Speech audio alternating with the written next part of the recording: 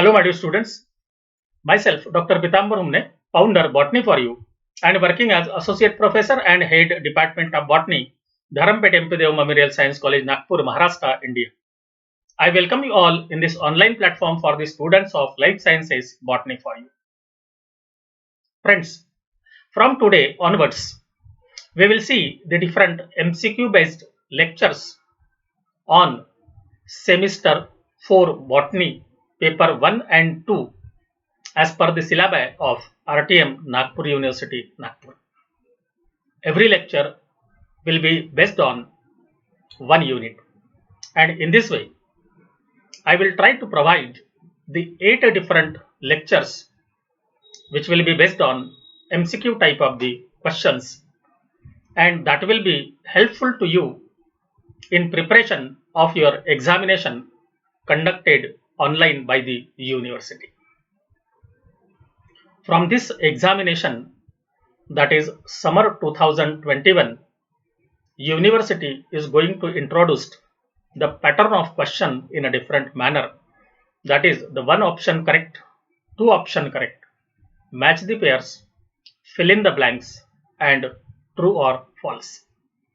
So such different type of the questions are included in these different lectures in this MCQ type of the series of lectures.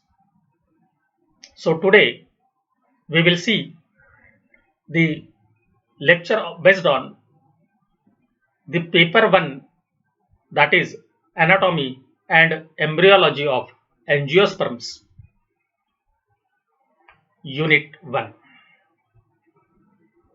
Out of these 4 units, 3 units are based on anatomy and the 4th unit is based on embryology.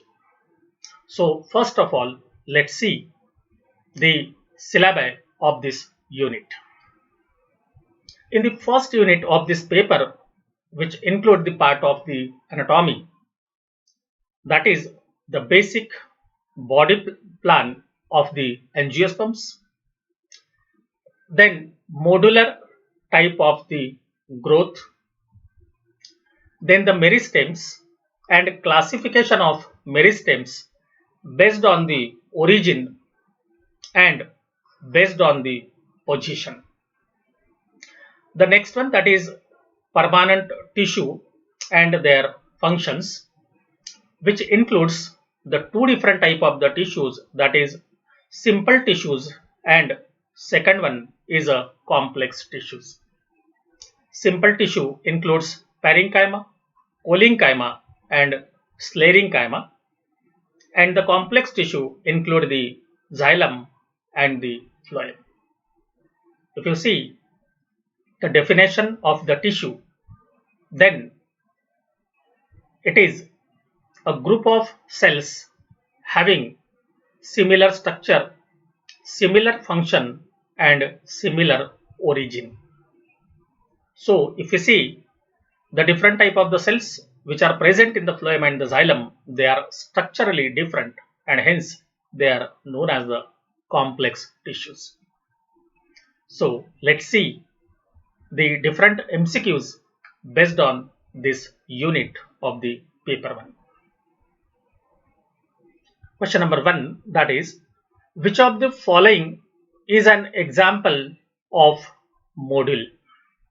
We have option, that is internode, node, then leaf and the associated buds and the leafy axil. So if you see the plant body, then we will have the node and the internodes, then presence of leaf on it, and in the axil there is a presence of bud. Even from this bud there is a development of new leaves, whatever the type of phyllotaxy. So the module is nothing but this complete part, that is the axis and the leaves, and hence the answer for this question becomes the leafy axil. While this remaining part, that is this leaf, then this bud or the associated bud, then this node and this internode, these are the metamers. Then which of the following sequence is correct from simple to complex? So the basic unit of the life is a cell, and hence the smallest or the simplest will be the cell, and hence both these are wrong. Then the meristem is a type of tissue, means the many cells are responsible for the formation of the tissue or the meristems. Then, as we have seen earlier, each leaf, node, internode, or the associated buds, they are known as the metamer, and all this including the axis, that is known as the module, and hence the metamer will be the first and module will be the latter, and hence this one is the correct one, and hence B is the correct answer for this question. Then which of the following has indeterminate type of the growth? You can see that indeterminate, that is nothing but the unlimited type of the growth. So if you see the stem and the root of the plant body, that has the indeterminate type of the growth in every organism, and hence both A and B becomes the answer for this question. Then which of the following has determinate type of the growth?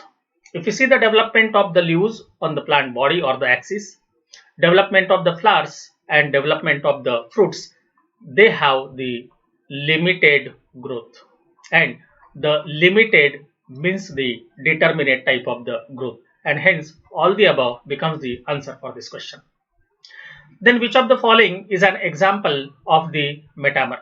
Earlier we have seen the node, internode, leaf and the associated buds are the different metamers which are present on the plant body, and hence all the above becomes the answer for this question. The prickles of rose are the example of, if you see the prickles which are present on the plant body, these are the different emergencies which are developing from the epidermal region of the plant body, including the hairs. So these different prickles are the emergencies which are present on the stem of the rose plant. Then which of the following is an example of the emergencies? So the epidermis and cortex both are considered as an emergencies of the plant body, which are responsible for the development of the different parts or the organs on the surface, and hence both A and B becomes the answer for this question. Then is concerned with the secondary thickening in the plants. Secondary thickening, that is nothing but the secondary growth. In a dicot plant, we know there are the presence of the vascular bundles, and they are arranged in a ring, and the vascular bundles in a dicotyledons are conjoined, collateral and the open. Means here the cambium which is responsible, which is present inside the vascular bundle, that is the intrafascicular cambium, is responsible for the development of the interfascicular cambium, and then this cambium ring is responsible for the secondary thickening or the secondary growth, and hence the cambium will be the answer. But if we see the nature of this cambium, then no doubt it is a meristematic type of the tissue, and hence no doubt the cambium is a type of meristem, and hence both A and B becomes the answer for this question. Then which of the following is not a simple tissue? As we have seen earlier, the parenchyma, parenchyma and sclerenchyma, these are the simple tissue, while the phloem and the xylem are the complex tissues, because the type of the cells or the tissues which are present inside it, they are structurally different from each other, and hence A is the answer for this question. Then which type of tissues have lignified cell wall? So if you see the lignification of the cell that is responsible for the extra strength to the cell or the plant body, and the type of the cell which are used for the mechanical support or the strength, and that are the sclerenchyma, and hence the sclerenchyma becomes the answer for this question, that these are the type of the tissues have the lignified cell wall. Then cholenchyma cells are characterized by the presence of. So if you see the cholenchyma cells, they are elongated. So first one we have to bifurcate the two categories, that is the elongated cell and the isodiametric cells. Then we have now the two answers, that is elongated cells with the deposit of the cellulose and pectin all over the cell wall. But if we see the type of the cholenchyma cells, here the thickening is not present completely all over, but it is present at some of the points or the corners, and hence the elongated cells with the thickening at the corners becomes the correct answer for this question. Then which of the following statement is correct or the true?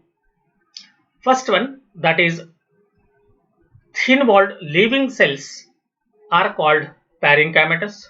So it is a correct statement, because the parenchymatous cells are thin walled and living. And second one, the thin walled parenchymatous cells having independent power of division, and that is known as the meristems. This is a characteristic feature of the plants, that they have the meristem, and these meristems having independent power of the division, because they can continue to divide over the period of lifespan of the body, and hence both these statements are correct, and hence both A and B becomes the answer for this question. Then the term meristem was given by, we have to remember the name of author, that is Nageli, who has earlier coined the term, that is the meristem. Then which of the following function is carried out by meristems? Number one, that is conduction of water, which is carried out by the xylem. Then transport of organic matter, which is carried out by the phloem. Then growth of the plant body, that is development of the leaf, development of the axis, secondary growth, etc., that is carried out by the meristems, and hence the C becomes the answer for this question. The meristem derived from promeristem is called as. So if you see the promeristems and the meristems which are derived from the promeristem are known as the primary meristems, and later on, when there is a either secondary growth or the healing of the wounds, then there is a development of the secondary meristems. Apical region, there are the presence of the apical meristem, and in the lateral region of the stem there are the presence of the lateral meristems, and hence here the A is the correct answer, that is the primary meristems are derived from the promeristems. The meristematic cells have, if you see the meristematic cells, they are just like to that of the parenchymatous cells, or we have already seen the parenchymatous cells having independent power of the division. So the parenchymatous cells are thin walled, they have the prominent nuclei and absence of the nucleolus, or sorry, absence of the vacuoles, and hence all these characteristics are shown by the meristematic cells, and hence all the above becomes the answer for this question. The intrafascicular cambium is derived from, as we have seen earlier, in the vascular bundle of the dicotyledon, in between the phloem and the xylem there is a presence of cambium, and this cambium is known as intrafascicular cambium. Intra means within, fascicle means the vascular bundle. So if you see this cambium, it is derived from the procambium, that is the primary one, and hence it is known as the procambium. Then intercalary meristems occurred in, we have the option that is the dicotyledon, monocotyledon, and gymnosperm. The intercalary meristems are responsible for the development of the new buds, new leaves, and even the different structures on the plant body, and hence they are present in all the above, that is the dicot, monocot, and even in the gymnosperms. Then which of the following meristems is present at the base of internode? So if you see the internodal region or the base of the internode, there is a presence of intercalary meristems which are responsible for the development of the leaf or the bud, and hence it is the correct answer. Then which of the following statement is true in relation to the meristems? So first we have seen that the meristems are thin-walled cells, and hence thin-walled becomes the correct one. So we have only the choice from these two characters, that is the thin-walled, thin protoplasm, no intercellular spaces, isodiametric, and nucleate. So here second one, thin-walled, dense cytoplasm, no intercellular spaces, isodiametric, and nucleate. So first one, they have dense protoplasm and no intercellular spaces. So this is a characteristic feature of the meristem, and hence D is the correct answer for this question. According to the location, the meristems are classified as, we have already studied, on the basis of the location, the meristems are known as the apical meristem, intercalary meristems, and the lateral meristems, and hence the apical, intercalary, and the lateral, which are given in the option D, is the correct answer for this question. Then primary plant growth is accomplished by, if you see the growth of the plant body which contain the primary part, then that is the primary phloem, primary xylem, etc. So these are develops by the activity of apical meristem, that we have to remember. Earlier we have seen the intercalary meristems are responsible for the development of the new buds, new leaves, etc., while the lateral meristems are responsible for the secondary growth. So these are the different functions of the apical meristem, intercalary meristem, and the lateral meristems. Then the intercalary meristems are in a position. So if they are responsible for the development of the leaves as well as in the form of axis, then they must be present on the nodal region, internodal region, and in the basal region also, and hence all the above becomes the answer for this question. Then lateral meristems includes, if you see the lateral meristems which are responsible for the secondary growth, they are nothing but the vascular cambium and second one, that is the cork cambium. So the vascular cambium is responsible to add the secondary wood in the plant body, while the cork cambium is responsible for the formation of the bark or the perida, and hence the vascular cambium and cork cambium are the correct answer for the example of the lateral meristems. According to origin, the meristems are classified as that the promeristems, then primary meristems, and secondary meristems are the different type of the meristems according to the origin of the meristems. Apical, intercalary, and the lateral, they are on the basis of the position. Then protoderm, procambium, and ground meristem, they are on the basis of function, and the fib or the file meristem, plate meristem, and mass meristem, they are on the basis of plane of division. And hence we can say that if the meristems on the basis of the origin, then it is a promeristem, primary meristem, and secondary meristem. The secondary meristems are responsible for first one, that is the healing of wounds, and second one, that is the secondary growth. So both the functions are carried out by the secondary meristems, and hence both A and B becomes the answer for this question.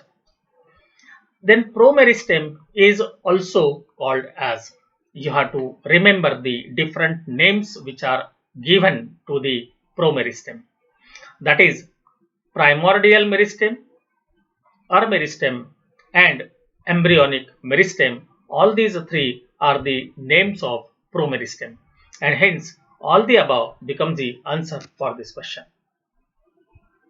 Then which of the following statement is correct? That the secondary growth is accomplished by lateral meristem. Just we have seen earlier in the question that the lateral meristems are responsible for the secondary growth, means it is the correct statement. Then healing of wounds is accomplished by a secondary meristems, that we have earlier seen, and hence both these statements are correct, and hence both A and B becomes the answer for this question. Then which of the following pair of character is correct?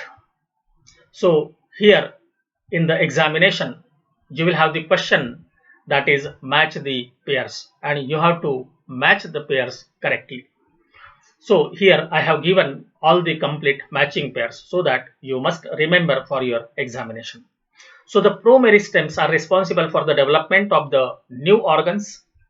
Then secondary meristems are responsible for the secondary growth as well as the healing of wounds. And primary meristems are responsible for the development of the leaves and the similar appendages on the axis. And hence all the above is the correct answer. In the second question, the same, that is the match the pair, that which of the following pair of character is not correct? Here the apical meristem is responsible for the development of the root and the shoot. This is the correct one. Then intercalary meristem is responsible for the development of the axis as well as the leaves. And lateral meristems are responsible for the development of the secondary growth. So all are the correct, but not correct is asked in the question, and hence none of the above become the answer for this question. Then which of the following tissue provide the maximum strength? If you see the parenchyma, parenchyma, phloem, and the xylem, then the xylem is the toughest type of the tissue in the plant body that we are considering, that is the wood. So this wood is made up of the xylem, and hence it provides the maximum strength to the plant body. The simple tissue consisting of living cells and provide the mechanical strength to the plant is two things we have asked. One is the living, and second one, that is the mechanical strength. So the parenchyma is a thin walled cells, so living cells, but it is not responsible for the mechanical strength.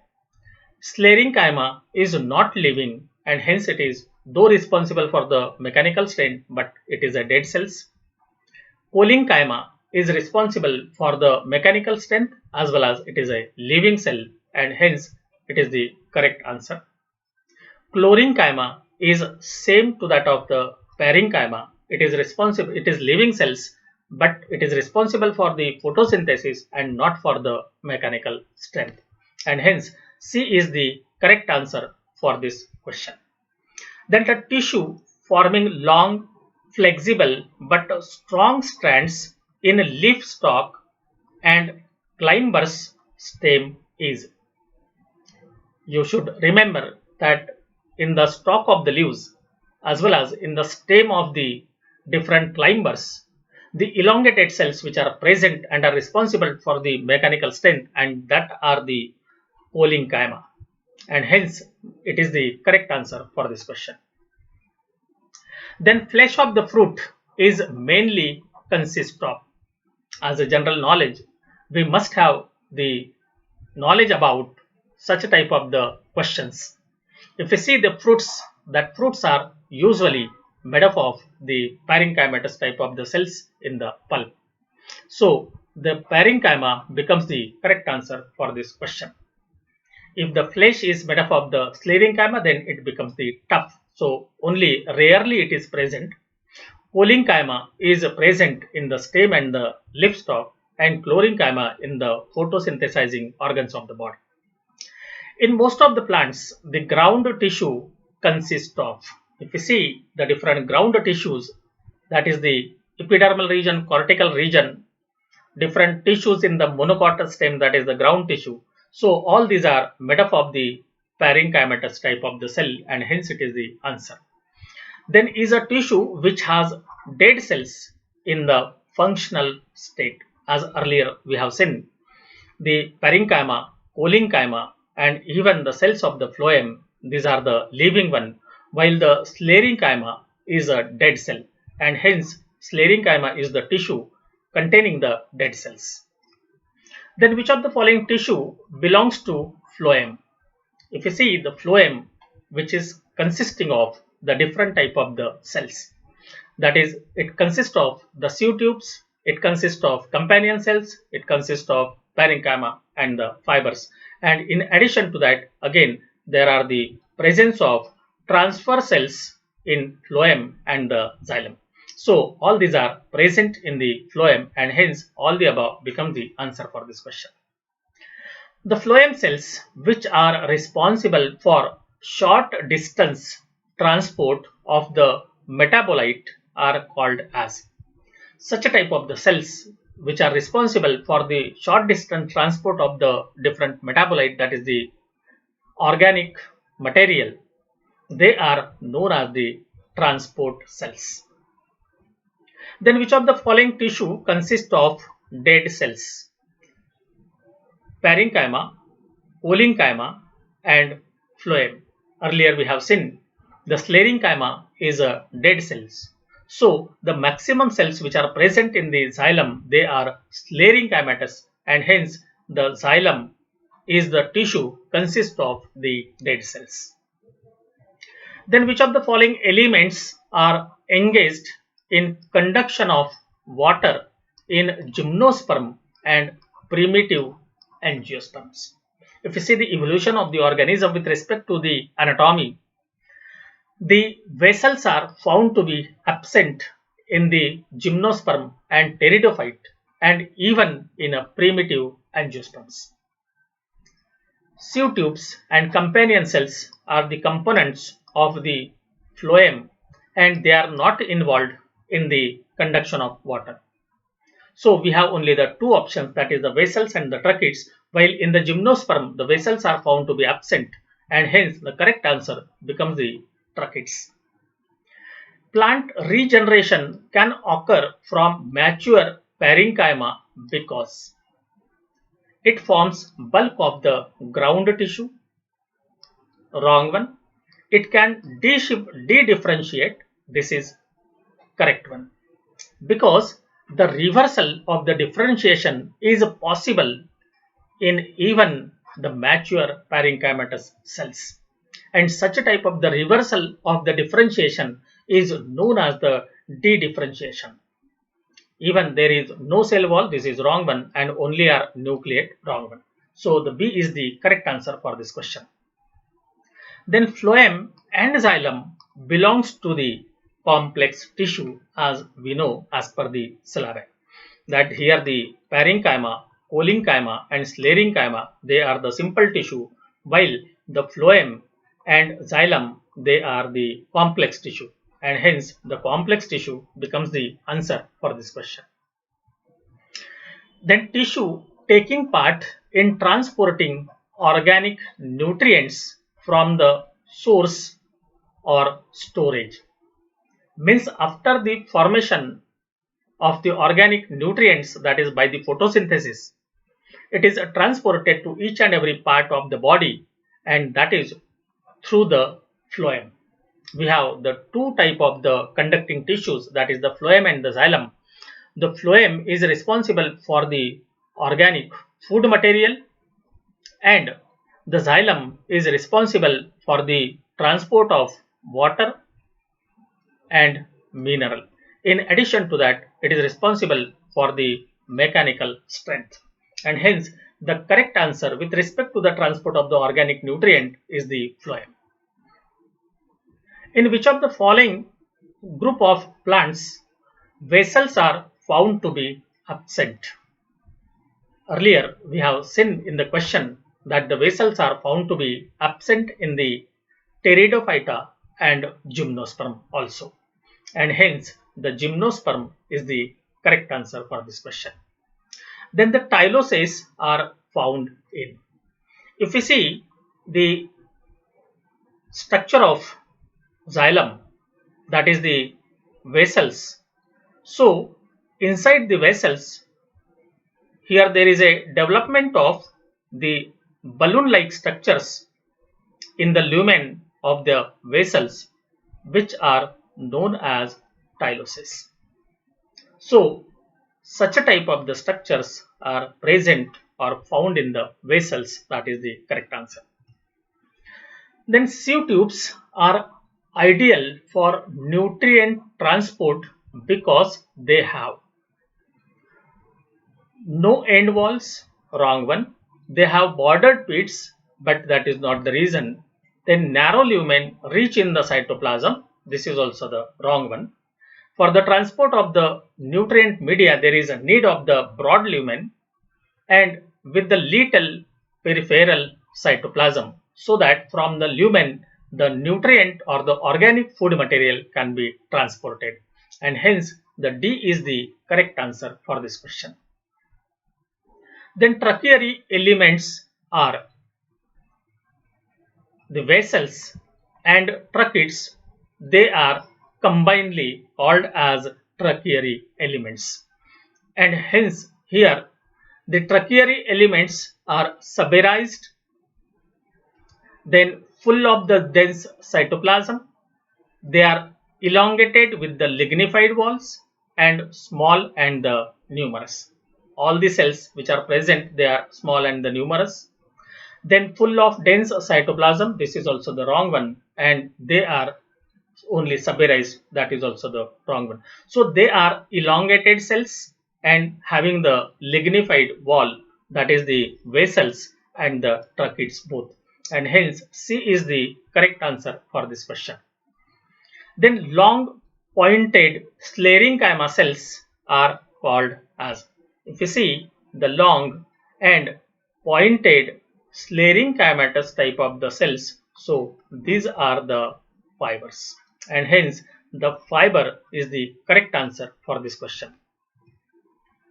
Then the leptome is the name of, so we have to remember the different conducting tissues like the sieve tubes are known as the leptome, as it is responsible for the transport of the food material, and hence the conducting part of the phloem, that is known as the leptome.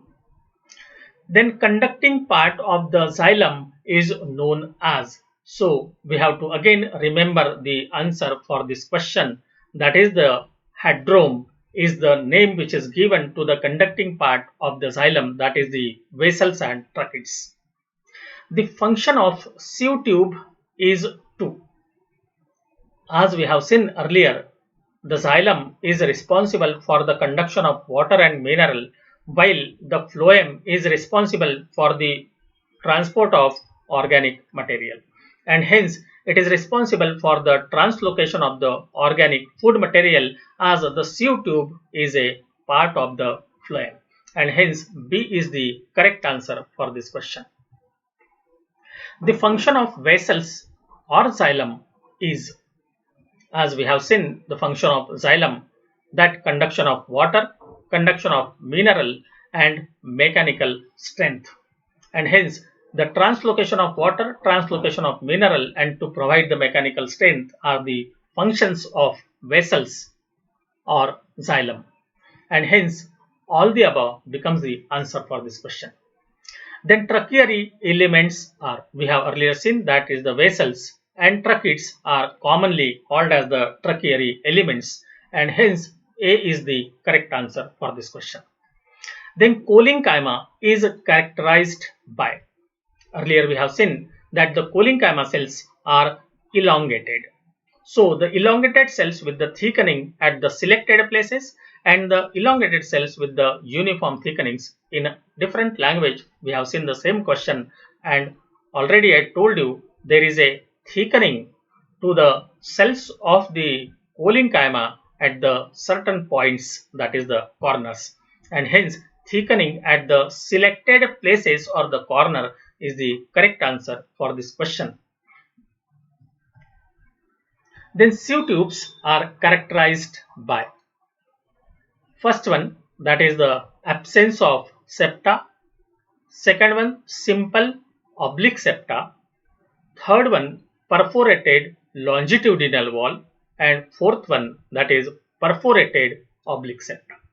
If you see the sieve tube, then you will find that here there is a presence of such a type of the septum. So this is known as perforated and oblique type of the septa. So the D is the correct answer for this question. Then which of the following tissue consists of living thin-walled isodiametric cells with intercellular spaces? So this is a characteristic feature of the parenchymatous cells, that these are the living cells, thin-walled cells, and these are the isodiametric type of the cell, and hence A is the correct answer for this question. Then which of the following tissue are anucleated, then thin-walled with perforated septa? So this is a characteristic feature of the sieve tube elements which are anucleated, thin-walled but with the perforated septa, and that is a oblique septa, as we have seen earlier. A mature sieve tube differs from the vessels, that is the lacking functional nucleus, then presence of cytoplasm, then being nearly dead and lacking cytoplasm. So lacking cytoplasm is a wrong one, because the mature sieve tube contain the cytoplasm. They are not the dead cells, they are the living cells, and they have the nucleus, and hence lacking functional nucleus is again the wrong one, and hence the presence of cytoplasm is a characteristic feature of the sieve tube, but the absence of cytoplasm is a characteristic feature of the vessel, and hence it is an answer. Then which of the following tissue consists of elongated cells with tapering ends? So if you see such a type of the cells which are present in the plant body, and these are type of the cells having the tapering ends, they are known as the tracheids, and hence it is the correct answer for this question. Then xylem tissue consists of, as we have seen earlier, that is the phloem consists of. In the similar, the xylem consists of the tracheids, xylem consists of the vessels, and it contains the parenchyma, that is the xylem parenchyma or wood parenchyma, and the fibers. In addition to that, again in the xylem, there are the presence of transfer cells, sclerites, etc. So all the above becomes the answer for this question. So friends, in the next lecture, we will see the different 60 MCQs based on Unit 2 of the same paper. And I am hopeful that this lecture will be useful to you in preparation of your examination conducted by the university, that is online examination. If you like this lecture and if it is useful to you, then kindly like, share and subscribe our YouTube channel Botany for You, and also press bell icon for the alerts of every lecture to be uploaded on the different life sciences titles. Thanks a lot once again.